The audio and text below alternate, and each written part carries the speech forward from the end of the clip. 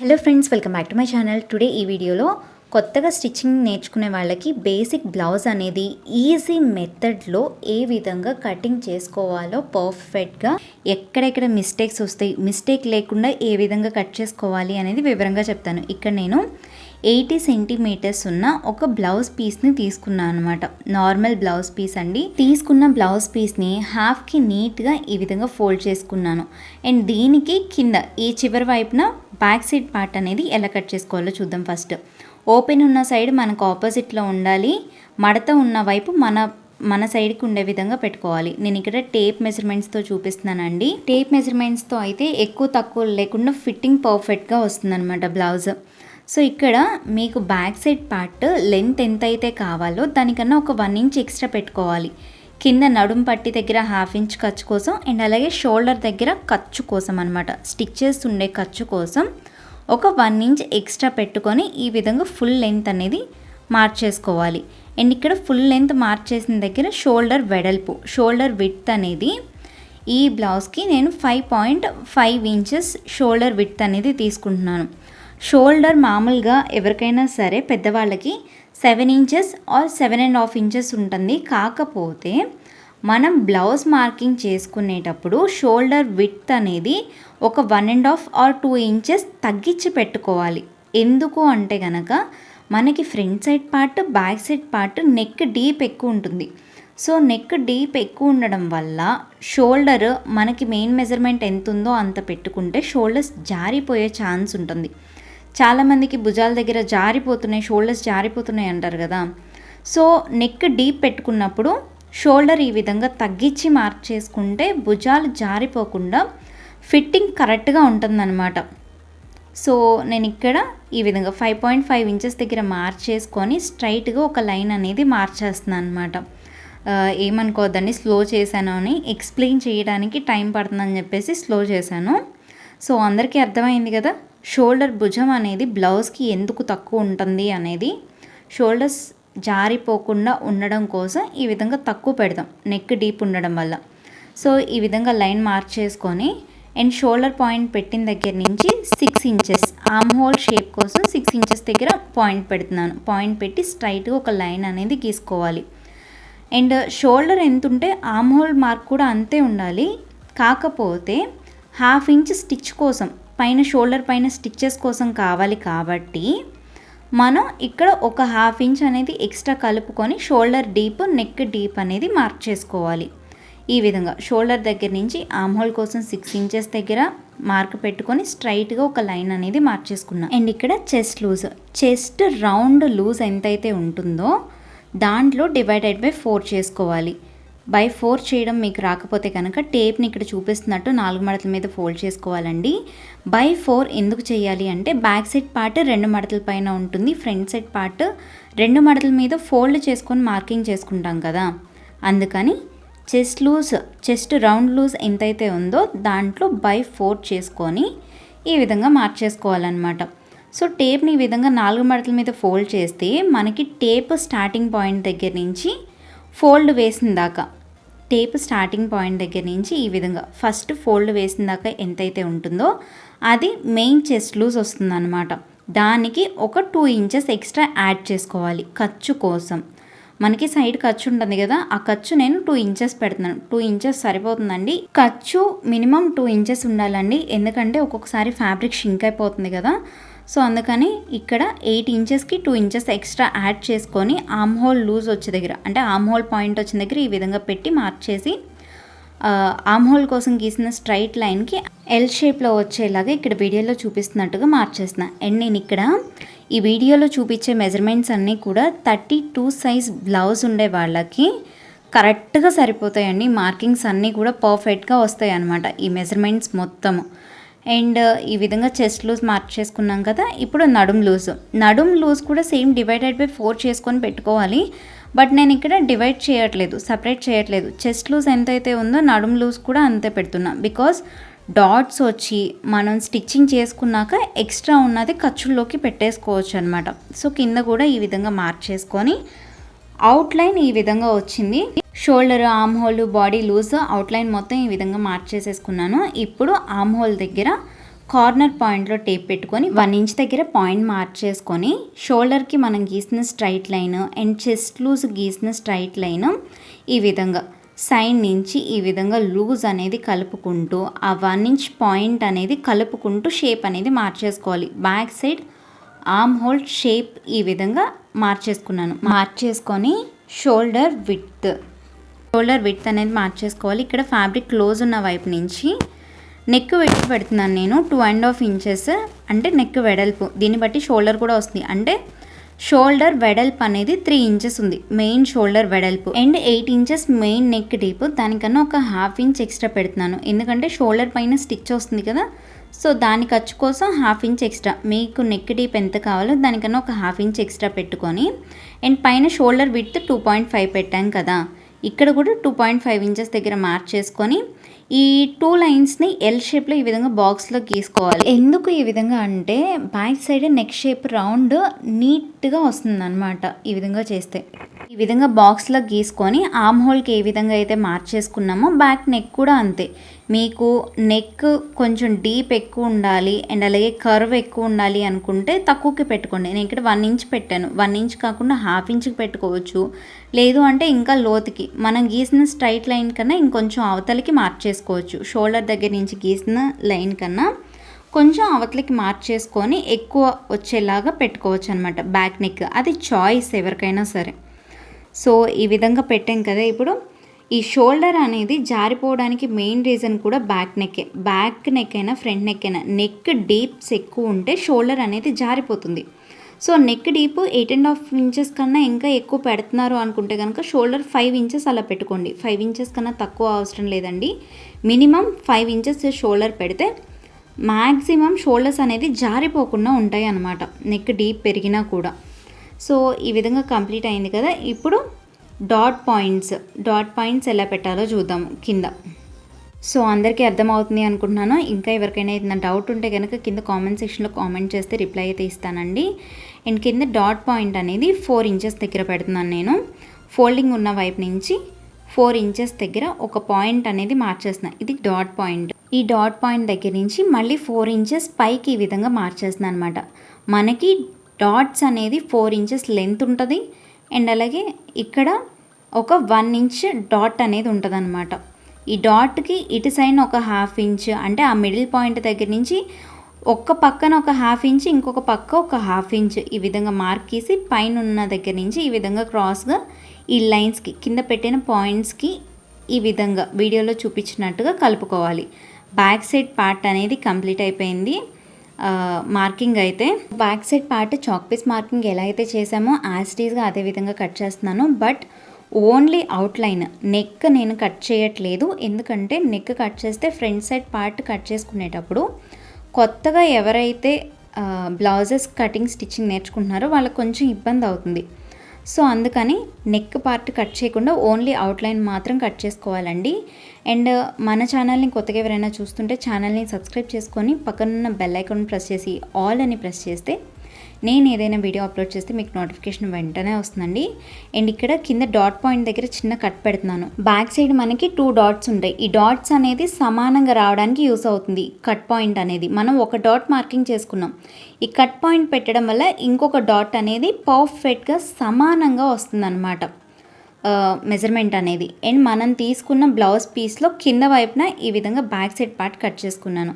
ఇంకా మిగిలిన పీస్ ఇదనమాట. మిగిలిన ఫ్యాబ్రిక్ పైన ఇప్పుడు ఫ్రంట్ సైడ్ పార్ట్ అనేది కట్ చేసుకోవాలి. So back side part cut చేసేటప్పుడు ఫోల్డింగ్ అనేది మన వైపు ఉంది. And front side part cut చేసుకునేటప్పుడు ఓపెన్స్ 2 మన వైపు ఉండే విధంగా పెట్టుకోవాలి. క్రాస్ కటింగ్ చేస్తున్నానండి నేను ఇక్కడ. సో ఈ విధంగా ఓపెన్స్ 2 మన వైపు వచ్చేలాగా బ్లౌజ్ని తిప్పెట్టాను. ఇది ఫ్యాబ్రిక్కి రాంగ్ సైడ్. నేను మార్కింగ్స్ పెట్టేవన్నీ కూడా ఫ్యాబ్రిక్కి రాంగ్ సైడ్న మార్కింగ్స్ అనేది పెడుతున్నాను.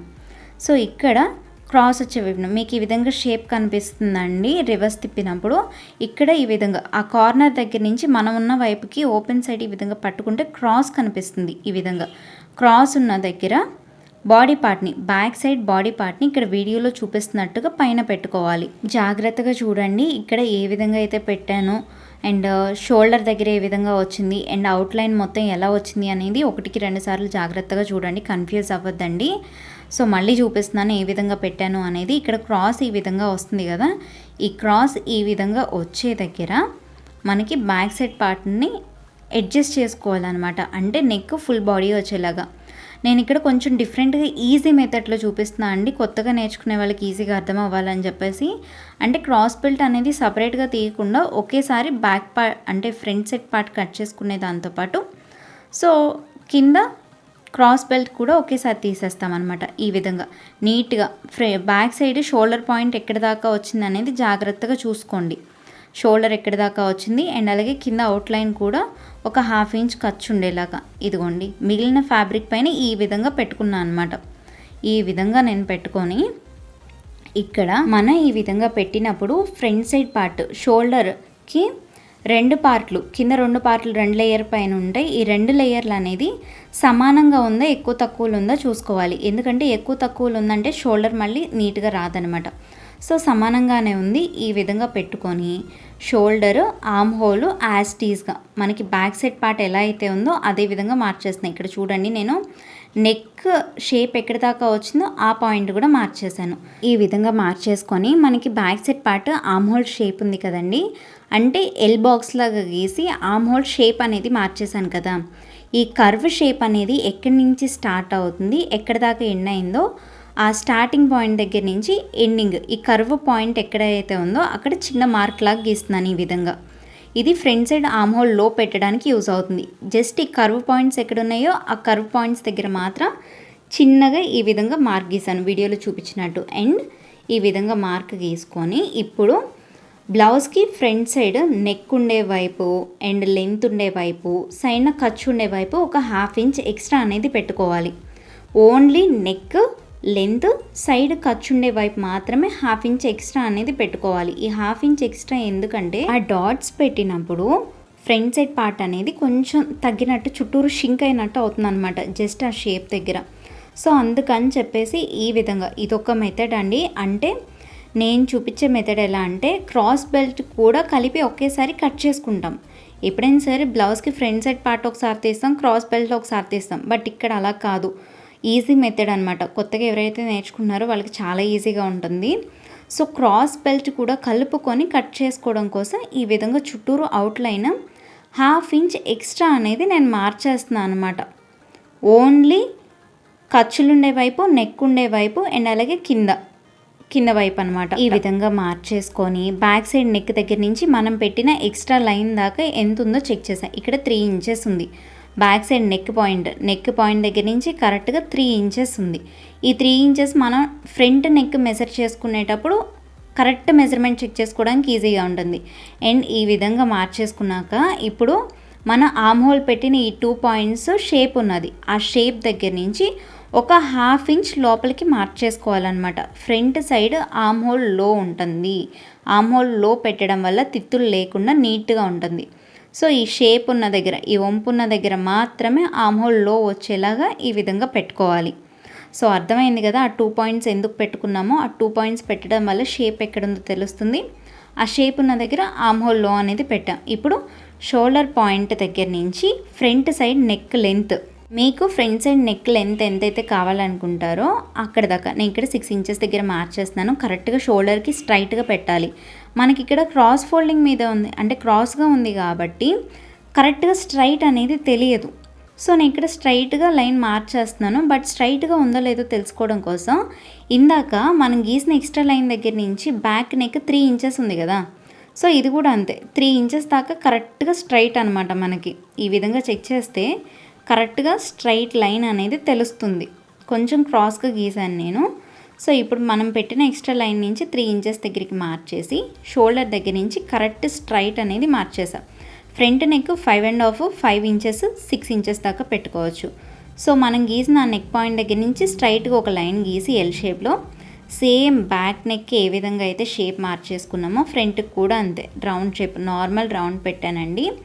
సో మీకు ఈ రౌండ్ అనేది నెక్ వెడల్పు ఎక్కువ ఉండాలి అనుకుంటే తక్కువ గీసుకోవచ్చు. మార్కింగ్ అనేది నెక్ వెడల్పు ఎక్కువ వద్దు, చిన్నగా చాలు మాకు అనుకుంటే కనుక కొంచెం పైకి అనేది మార్చేసుకోవచ్చు అనమాట. అంటే ఇక్కడ నుంచి 1 ఇంచ్కి అలా 1 ఇంచ్ 1.5 ఇంచ్కి అలా మార్క్ చేసుకుంటే మీకు కరెక్ట్గా వస్తుంది. అండ్ కింద బ్యాక్ నెక్ పాయింట్ కన్నా కొంచెం పైకి పెట్టాను. అర్థమైంది కదండి ఏ విధంగా పెట్టాను నెక్ షేప్ అనేది. సో ఇప్పుడు మనకి కన్వీనియంట్గా తిప్పాను. క్రాస్గా ఉంది కదా, సో మీకు అర్థమవుతుంది అని చెప్పేసి కొంచెం స్ట్రైట్గా ఉంటే ఈ విధంగా, క్రాస్గా ఉన్నదాన్ని ఈ విధంగా తిప్పుకున్నాను. ఇప్పుడు ఫ్రంట్ సైడ్ డాట్స్ అనేది ఎక్కడెక్కడ పెట్టుకోవాలో చూద్దాము. సో ఇక్కడ ఈ విధంగా ఉంది కదా, కింద నుంచి 3.5 ఇంచెస్ పైకి మనకి క్రాస్ బెల్ట్ అనమాట. క్రాస్ బెల్ట్ షేప్ కోసం ఇక్కడ మార్క్ చేస్తున్నాను. మనకి కింద నుంచి కరెక్ట్గా 3.5 ఇంచెస్ పైకి ఇక్కడ మార్క్ చేసుకున్నాను. ఈ పాయింట్ దగ్గర నెక్ ఉండే వైపున జాగ్రత్తగా చూడండి, ఇక్కడ మార్క్ చేస్తున్నాను. అండ్ ఈ పైన లైన్ అనేది బ్యాక్ సైడ్ నెక్ డీప్ అనమాట, దాన్ని చెరిపేశాను.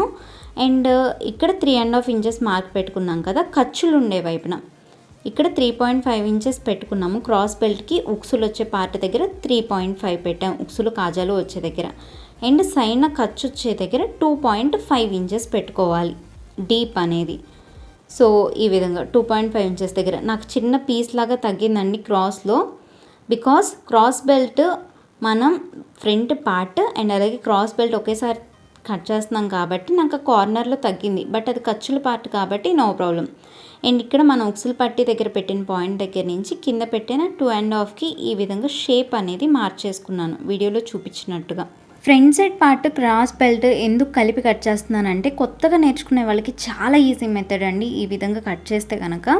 అండ్ ఇక్కడ ఉక్సులు పట్టి కాజాల పట్టి వచ్చే దగ్గర మనం పెట్టుకున్న 1/2 ఇంచ్ ఎక్స్ట్రా లైన్ అనేది సపరేట్ చేసి మార్చేసుకున్నాను. ఈ విధంగా మార్చేసుకొని మనం సపరేట్ చేసిన ఈ 1/2 ఇంచ్ దగ్గర నుంచి 3.2 ఆర్ 3.5 ఇంచెస్ దగ్గర మార్చేసుకోవాలి. ఈ 3.5 ఇంచెస్ ఏంటంటే డాట్ పాయింట్ అనమాట.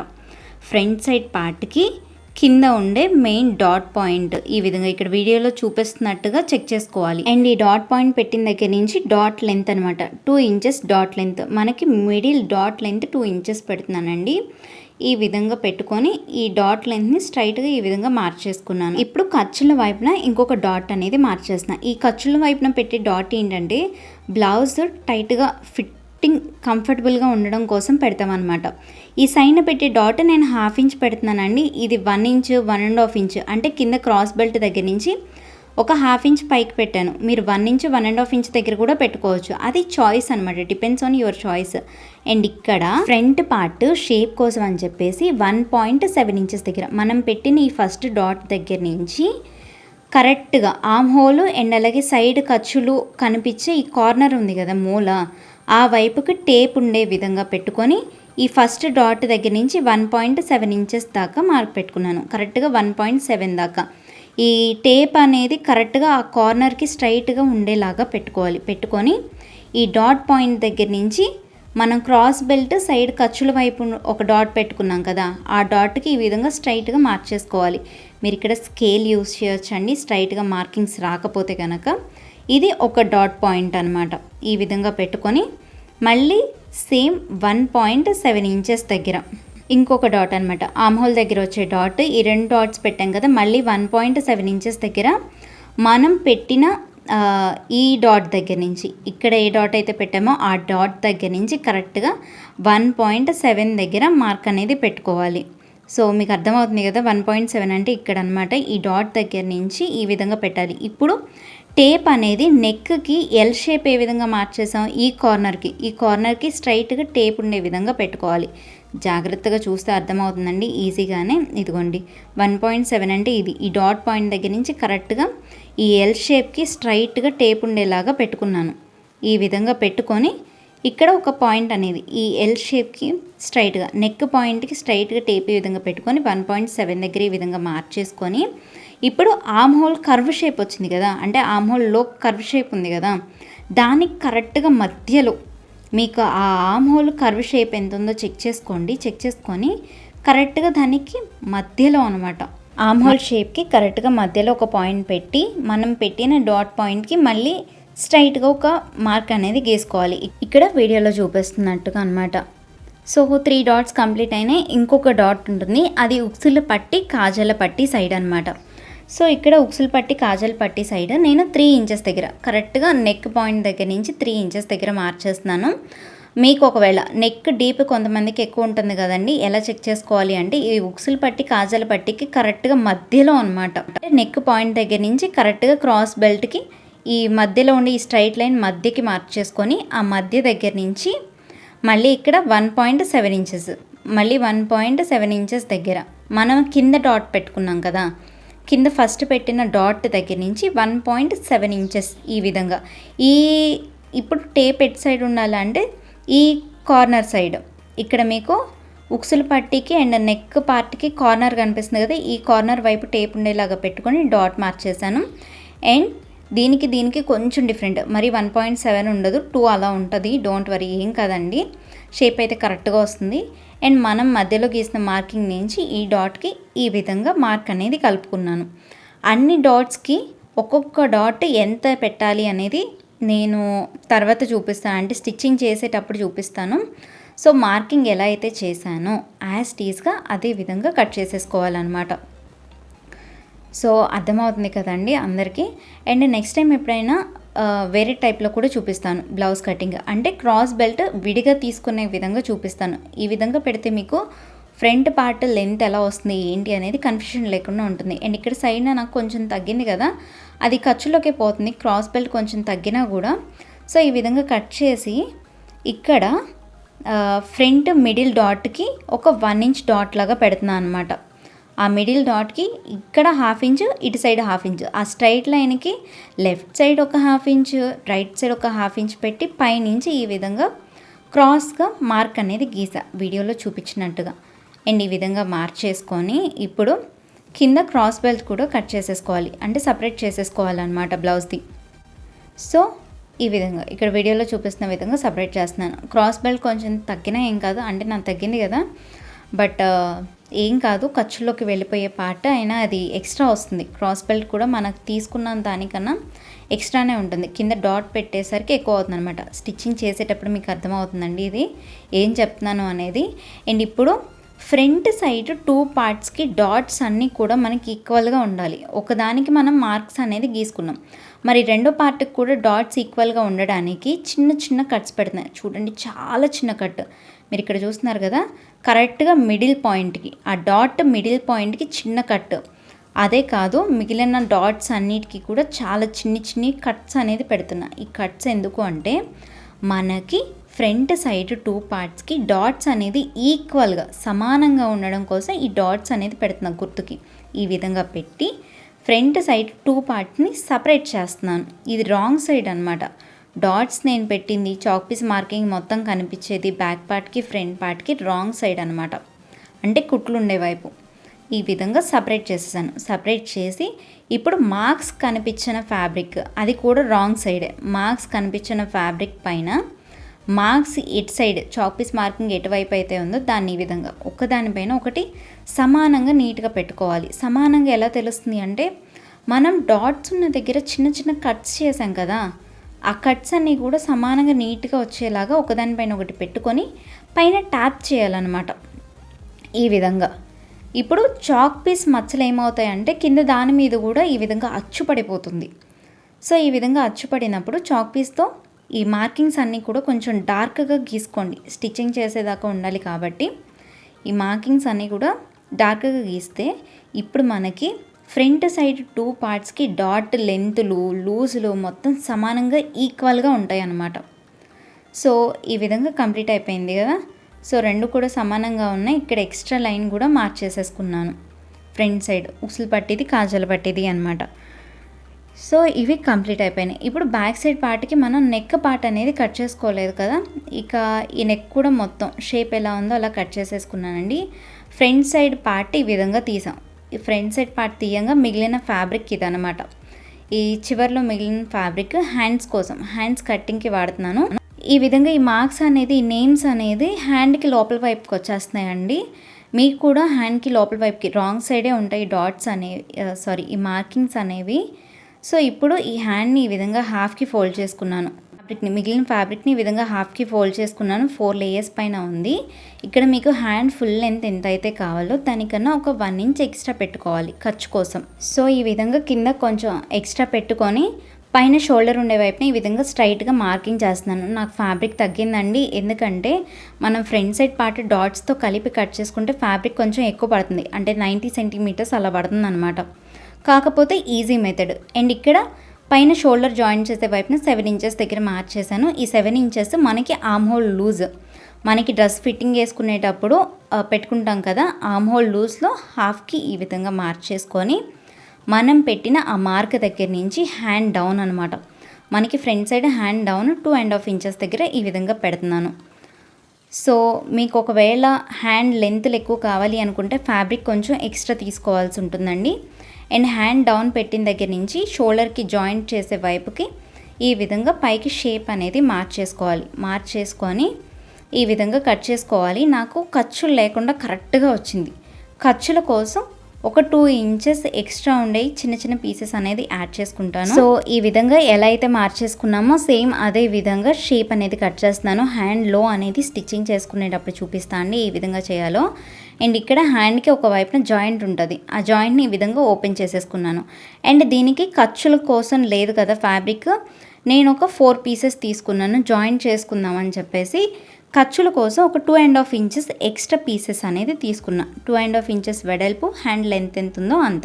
అండ్ ఇక్కడ సైడ్ మిగిలిపోయిన ఫ్యాబ్రిక్ తీసుకొని దీనిపైన క్రాస్ బెల్ట్ మనం కట్ చేసుకున్న 2 పీసెస్ అనమాట. క్రాస్ బెల్ట్ 2 పీసెస్ ఉంటాయి, బ్లౌజ్ ఫ్రంట్ పార్ట్తో పాటు కట్ చేసుకున్నవి. దాంతో ఇంకొక 2 పార్ట్స్ ఎక్స్ట్రా తీసుకోవాలి. క్రాస్ బెల్ట్ అనమాట. మొత్తం 4 లేయర్స్ ఉంటాయి. 2 క్రాస్ బెల్ట్లో ఒక్కొక్క క్రాస్ బెల్ట్ 2 లేయర్స్ ఉంటుంది. సో మనం తీసుకున్న మెయిన్ క్రాస్ బెల్ట్ కన్నా కొంచెం ఒక 1/2 ఇంచ్ ఎక్స్ట్రా ఉంచి కట్ చేస్తున్నాను అనమాట. ఈ ఎక్స్ట్రా అనేది స్టిచ్చింగ్ కంప్లీట్ అయ్యాక తీసుకోవచ్చండి. జస్ట్ మనం కుట్టేటప్పుడు ఎక్కువ తక్కువ లేకుండా ఉండడం కోసం ఈ విధంగా 1/2 ఇంచ్ ఎక్స్ట్రా తీసుకున్నాను. అది కట్ చేశాక అండ్ మిగిలిన పీసెస్లో ఇది ఫ్రంట్ సైడ్ ఉక్సుల పార్ట్కి ఒకటి, కాజాల పార్ట్కి ఒకటి అని చెప్పేసి ఈ 2 పీసెస్ తీసుకున్నాను. ఉక్సుల పార్ట్కి ఒక 1 ఇంచ్ ఆర్ 1.5 ఇంచ్ వెడల్పు ఉంటే సరిపోతుంది. కాజాల పట్టికి 2 ఇంచెస్ వెడల్పు ఉండే పీస్ అనేది తీసుకోవాలి. నెక్ ఎంతైతే ఉంటుందో అంత, అంటే నెక్ లెంత్ ఫ్రంట్ సైడ్ ఉక్సుల పట్టి కాజాల పట్టి ఎంత లెంత్ అయితే ఉంటాయో అంత లెంత్ తీసుకోవాలి. అండ్ ఇక్కడ క్రాస్ పీసెస్ తీసుకున్నాను, ఇవి మెడపట్టీలకు అనమాట. క్రాస్ పీసెస్ అనేది నెక్ మెడపట్టీలకి. మొత్తం కంప్లీట్ అయిపోయింది కటింగ్. సో ఇన్ని పీసెస్ ఉంటాయి అన్నమాట. Back part, front side part, cross బెల్ట్లు 4 లేయర్స్ ఉంటాయి. అండ్ హ్యాండ్స్ 2 హ్యాండ్స్ అండ్ మెడ ఉక్సుల పట్టి కాజాల పట్టి దగ్గర ఇవి ఉక్సుల పట్టి కాజాల పట్టివి. అండ్ ఇది క్రాస్ పీస్లు అనమాట నెక్కి. కటింగ్ కంప్లీట్ అయిపోయిందండి. స్టిచ్చింగ్ పార్ట్ కూడా వెంటనే అప్లోడ్ చేస్తాను. అప్లోడ్ చేయగానే ఈ వీడియో కింద డిస్క్రిప్షన్లో లింక్ ఇస్తాను, చెక్ చేయండి. వీడియో లెంత్ బాగా ఎక్కువ అవుతుందని చెప్పేసి స్టిచ్చింగ్ పార్ట్ ఇప్పుడు చూపించట్లేదు అనమాట. Thanks for watching this video.